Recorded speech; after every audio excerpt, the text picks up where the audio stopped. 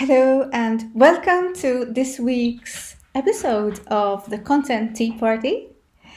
I hope it's been a great week for you, like it has been for me. It's been really quite busy.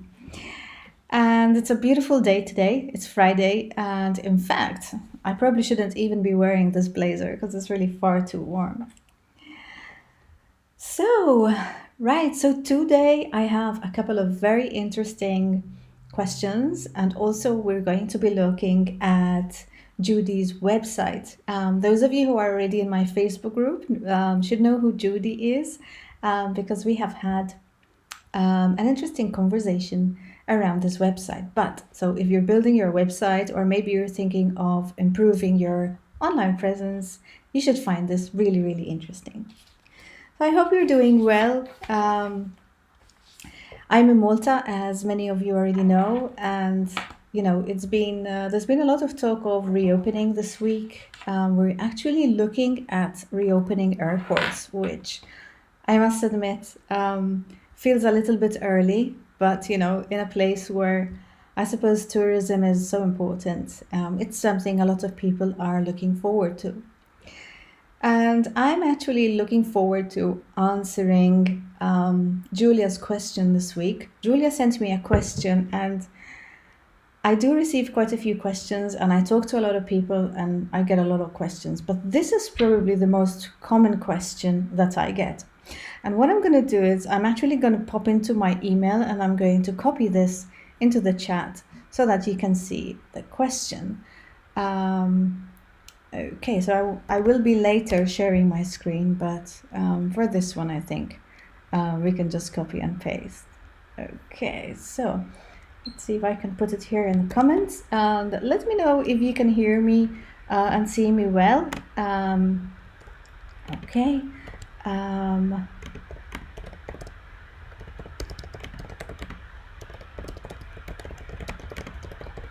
Okay, so here's your question. So Julia says, hi, I'm confused with the consistency and length of my blogs. The main question is, how long should my blog posts be? And I'm going to post this here so that you can actually catch the questions yourself. Okay, so let's see how easily we can answer this. Now, of course, as you know, there is no one simple solution for everyone, but there are some guidelines that I can give you that can help you find out what would be the right length and the right frequency for your own website and for your own industry. Now, this is, first of all, quite a common misconception that, SEO and content is something that, there is a magic bullet and there is a secret formula and it's definitely going to work for you.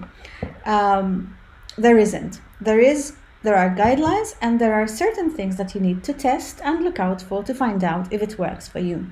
Okay, so here's what you can do, Julia. So the first thing when it comes to consistency is to make sure that you go based on the time you can allocate, as opposed to what you think you would like to be doing. So, a lot of people see influencers post 2-3 times a week, maybe blogging once or twice a week. Some people even blog daily, like Seth Godin, he blogs daily.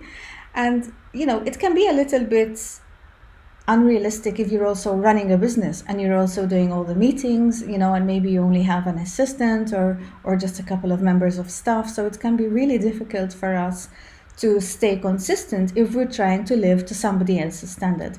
So the first thing I would say is base your weekly content on the amount of time that you have, and start with what is the core of what you need to do. So maybe just start by blogging once a week and sharing a few posts from that on social media. That would be the core sort of that you need to do. And then, base it on the time you have, and with the goal of maybe carving out a little bit more time, but also becoming faster in the long term so that you keep it realistic. But to answer your second question, which is probably more pressing because, people think there is an answer for me. how long should your blog posts be? Now, we all know that we need to blog in order to get ranked in search engines. So we need to blog so that people can find our website in search engines when they're looking for things online, and then they can find us, and of course they can check out our website. They can maybe book our services, book our discovery calls if you're a coach, or maybe make an inquiry about your services from your website. So we all know that we need a blog to bring traffic to our website because we need eyeballs on our services. Now, blogging consistently is obviously a given, but the length. So you will find that a lot of SEO experts are going to tell you that 350 words, 400 are enough to give a Google signal of content that is not to be ignored, sort of. So, if somebody bothers writing approximately 400 words plus, then they're trying to give their audience some value. And there is some truth in that, in the sense that anything that is over 400 words has a good likelihood of being ranked. However, when trying to find out how long your own blog post should be, you need to get the keyword you're trying to optimize for, pop it into the search engines, and find out who ranks in the first 4 to 6 positions for that particular keyword. You will realize that if it's a competitive keyword, it's very likely that the posts that rank first are going to be a little bit longer than that. They might be 1,000 words, they might even be 2,000.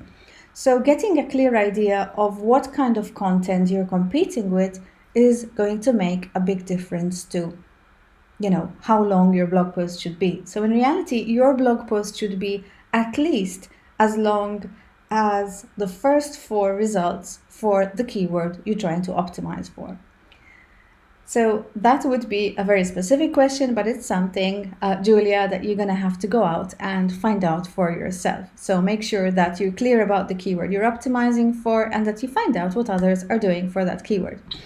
Be a little bit careful, because a lot of people think that the competition is actually, the person that sells a similar product in your area. But they're not necessarily your search engine competition. People who are competing with you on search engines are the people competing for the same keyword. So make that distinction, because that can be very important. Excellent. So if you have any questions, I'm going to pop into Facebook right now so that I can check out if there are any questions. Let's have a look. Okay.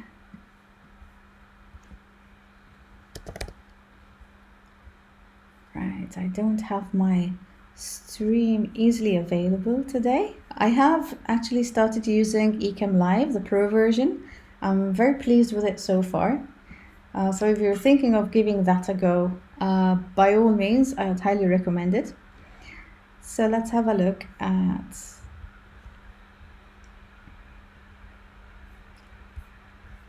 Okay, it doesn't seem to... Seems to be somehow just taking me to my private page. Here we are, the private profile. Okay. Yep. The new Facebook is really quite difficult to navigate until you get used to it, but it's all dark as well. For those of you who haven't tried it yet, the interface is like a dark gray. There may be something there for us to actually... There may be something there for us to actually check whether maybe we can change the colors of the new Facebook, because it's really a little bit too dark for me. All these dark windows on top of each other. Okay, so I can see that there are no questions right now. Okay, so I am going to move on to the next stage, and feel free to pop your questions into the chat. I can now see them much more clearly. And if you are here, Judy, I am now going to dive in, and I'm going to review your website. Let's have a quick look at how I can share my screen. So let's get Judy's website on the... okay, on my screen and share it with you in just a second. Okay, so okay, here we are. Well, let me know if you can see it. I am looking at the English version myself, which has been automatically translated by Google.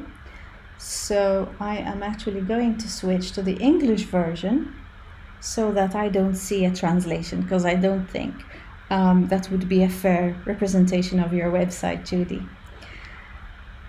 Okay, so I will not be able to answer your questions while I'm doing the review, but I'm going to pop into my chat, so feel free to pop the questions while I'm actually sharing this with you, and I will get back to the questions as soon as I finished taking you through the site.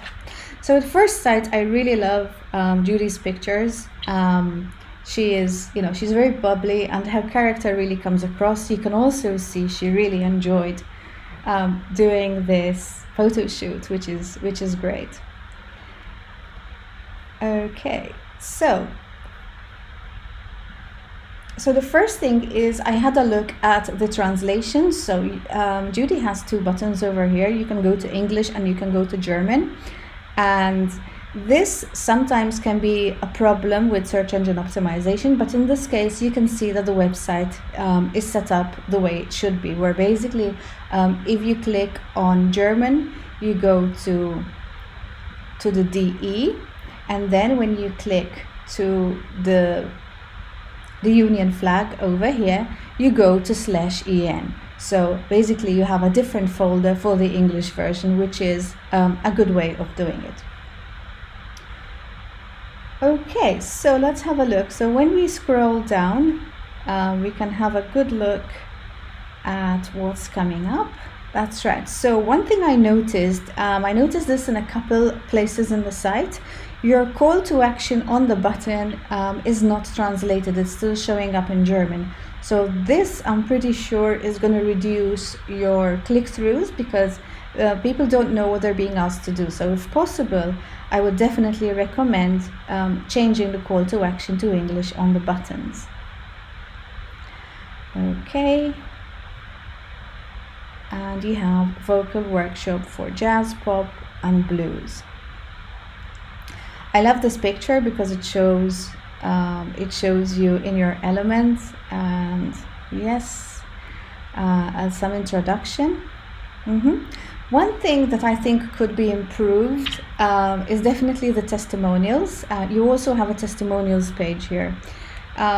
In your case, the people that are giving you a testimonial are people that are well known, and so maybe it might be a good idea to actually highlight them a little bit more and talk about their achievements, so that you kind of big them up in the eyes of people who don't know them. Of course, for some people they will not need an introduction, but for some others they will. So of course, to big up the people who have given you a testimonial is automatically also going to big you up as the person they have worked with.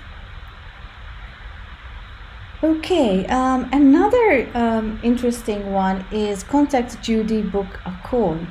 Now, this one caught me a little bit by surprise, Judy, because on your homepage, you do mention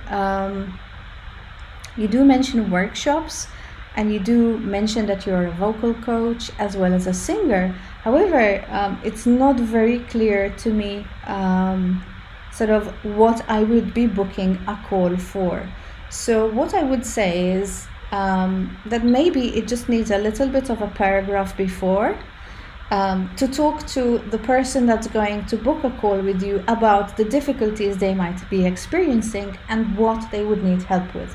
So for instance, if you're a vocal coach and perhaps you deal with people who are trying to improve their jazz voice, for instance, just make it clear before. Just write a little paragraph that addresses that problem. So you could say, whether you want to improve your singing voice, or want to get more fluent, whether you are experienced or not. So describe a little bit who they are and what they're struggling with, and then invite them to book a call with you, and of course let them know what you're going to do on the call. So you could say, I'm going to give you a free laser strategy session that during these 30 minutes we're going to tackle one of your difficulties, so you come away with a solution.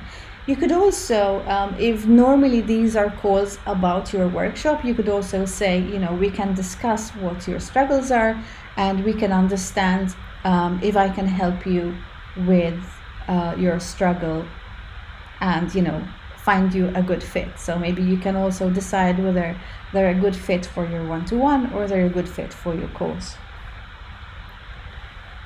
Okay, so let's have a look. So the second page I found was pretty interesting was this one.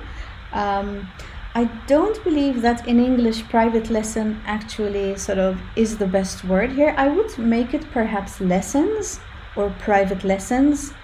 And also I would make it a capital just to match the others.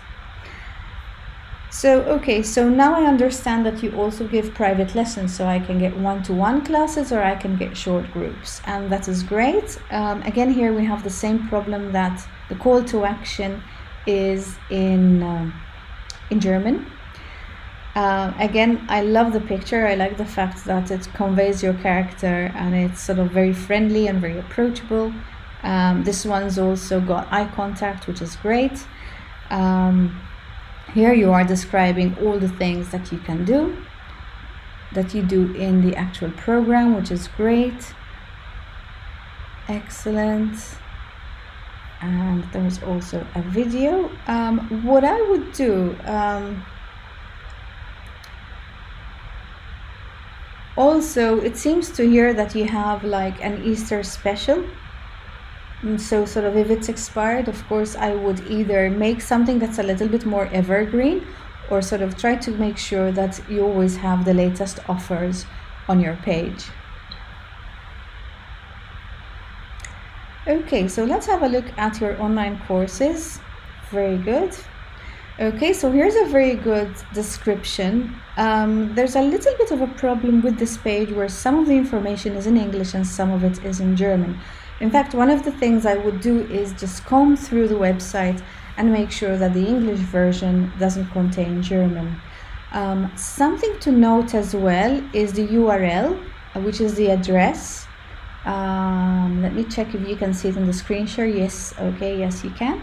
So you see up here in the web address of this actual page, you can see that the name of the page is still in German. That's not going to help you with search engines because you're sending conflicting signals where you're saying this is the English version of my German site, and then you have a page title in German. So as a general rule, when you have a switch of languages, especially when you're dealing with languages that have special characters, so switching from German to English, or Chinese to English, or Russian to English, it's very important that the English version has English names at the top. So this would become online courses instead of online course. My German doesn't go very far. I probably know about 2 words, so I'm afraid I can't really help with that very much. But definitely just update these.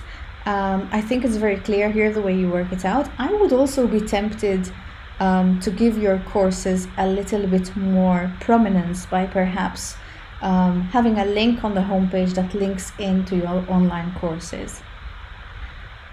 Okay, and there you're seen in action. It's very good. I would also think of the mobile version of the website and try to turn the link where they can book with you into a bit of a larger button. If you have done this through the HTML editor of the website, what I would do is just upload a picture and link that picture to the page of your calendar. So you could say, book with me, or book your slot, or book a call, and that would be an image which then links to your calendar. Excellent, so let's have a look at another page. Okay, and this is a great a great page. This is a great event. Judy, this is a beautiful place where you organize your vocal workshop. I really love this. Wow.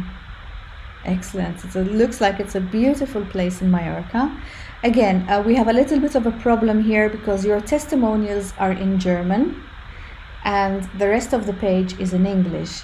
Now, of course, this is not going to matter with the English version, with the German version, but in the English version, I would say that you can feel free to have the license to actually translate them.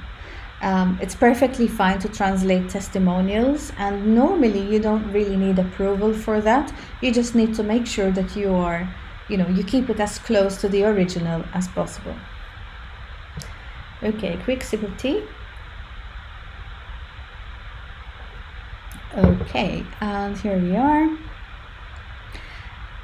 Again, you have a download the flyer for the version, so there's a button there which I would make a little bit larger. And here, this is the one that actually I think could do with quite a bit of improvement. So, okay, this button is in English, which is great, but when you click on it, it just opens a PDF in the leaflet. So I think this could very easily be replaced with a Google form. So what I would do is I would either have, I would probably have a form, say in MailChimp or in MailerLite, that says request more information or request an invite if you're already taking bookings.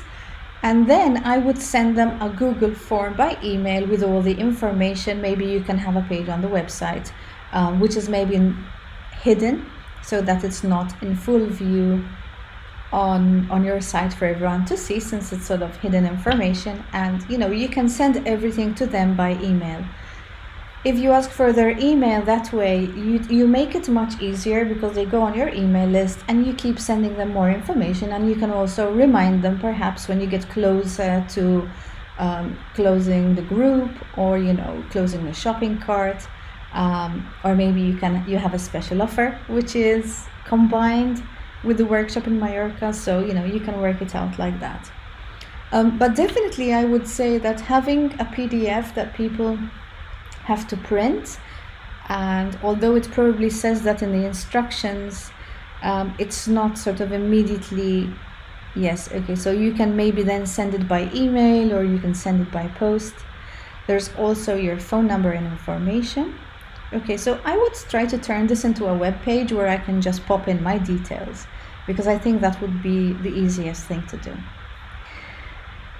Okay, so we have a little bit of time left, so let's have a look at the testimonials page. Excellent, and here it looks like you actually have the testimonials that have been translated, so it should be quite easy to move them onto the other page if they're the same ones, and if they're not, you can just sort of do the same thing with the ones. I do like to see pictures when I look at the testimonials page. I think if you don't have sort of imagery, it can kind of be a little bit, boring. It doesn't catch the eye, so I may just read a couple and leave. Whereas, if you ask your clients to give you a picture, or maybe if they don't want to give you a picture, you can use a picture that is connected to the testimonial. Maybe you have a group photo. If you work with them as a group, it can work as well. So I would add a little bit of decoration, because to break up the text with a bit of color is going to help people read through more and more, and you want to make sure that people read your testimonials as much as possible. Okay, out of curiosity, I just want to pop into this page again, because I would be tempted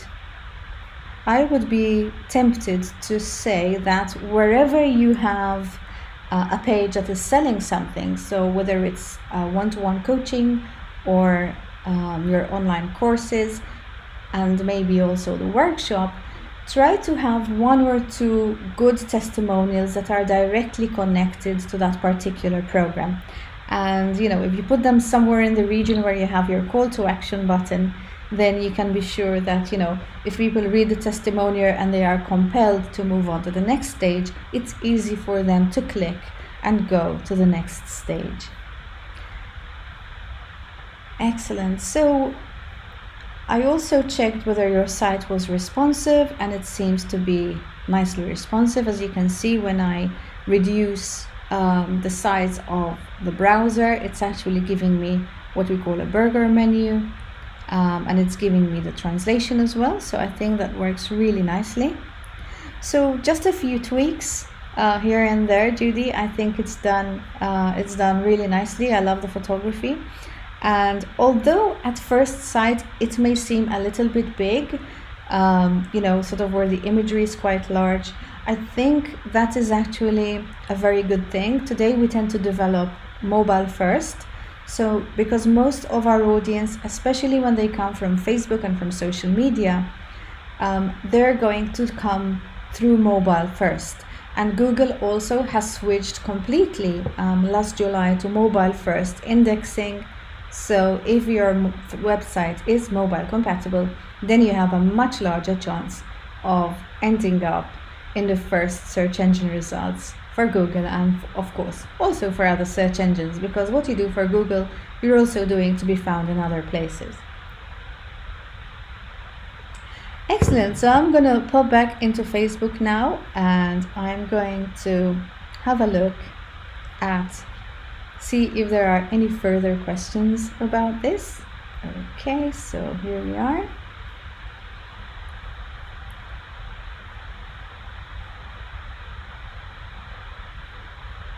Okay, so we don't seem to have any further questions about this. If you do have questions, now is the time. I'm going to just give you a few more minutes. And in the meantime, I just wanted to actually talk a little bit about the web addresses, because a lot of people seem to take this for granted, or maybe sometimes they don't quite know that there are alternatives. So very often it's very important to, once you know your keywords, actually have your keywords in the web address on your website, because what this does, it actually helps Google understand how you want them to perceive you.